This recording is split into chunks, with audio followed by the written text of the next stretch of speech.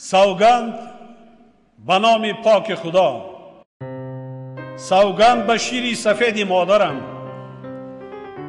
سوگند به دعای نیکی پدر و مادران، سوگند به نان و نمک دسترخوان پیر و جوان، سوگند به آب و خاک مقدس وطن که مسئولیتی تقدیری امروز و آینده دولت و ملت تاجیک را بر دوش میگیرم.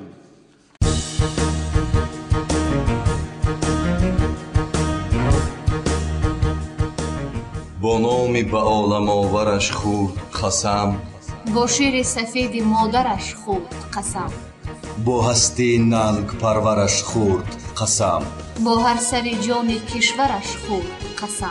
بیدار شده، بیدار شده، تقدیر یک است، این قسم هر یکی ماست. بر خلق و وطن نشانه مهر و وفاست. بهر همه درد زندگی همچو دواست، زیرا که به شیر مادر و نام خداست. در این قسمی، در این قسمی.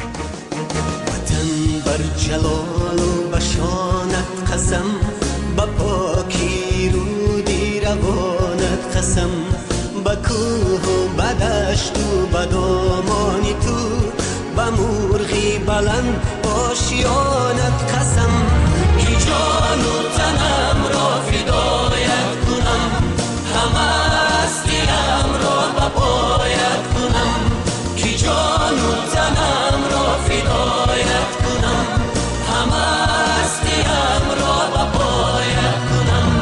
قسم قسم به نامت قسم ای وطن، وطن وطن به نامت قسم ای وطن.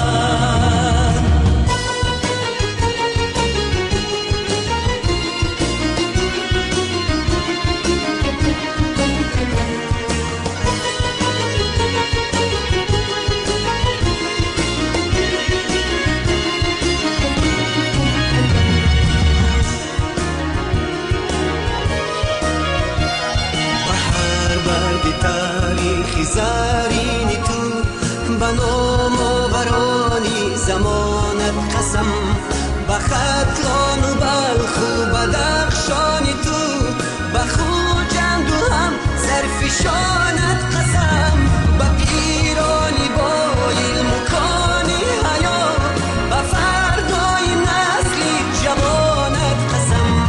قسم قسم به نامت قسم ای وطن، وطن وطن به نامت قسم ای وطن. وطن ای مادری از طاقت تحقیر خسته، وطن ای شهچناری از شمالی جهل بشکسته، زی بعد 100,000 سال علمهای تو بر یادم رسند، فریاد خواهم کرد. وطن با نامی تو، با ننگی تو، با عشق مجروحی نبردی تو، به جای عاشقانی غره مرگ و شیر مردی تو، بینای شهرت و شانی تو را بنیاد خواهم کرد، تو را آباد خواهم کرد. بگنجی گوهر باری پاکیزت، بجانت بجانت بجانت قسم، به هر برگی سرخی گلی لالت، به آرمانی خوش خفتگانت قسم.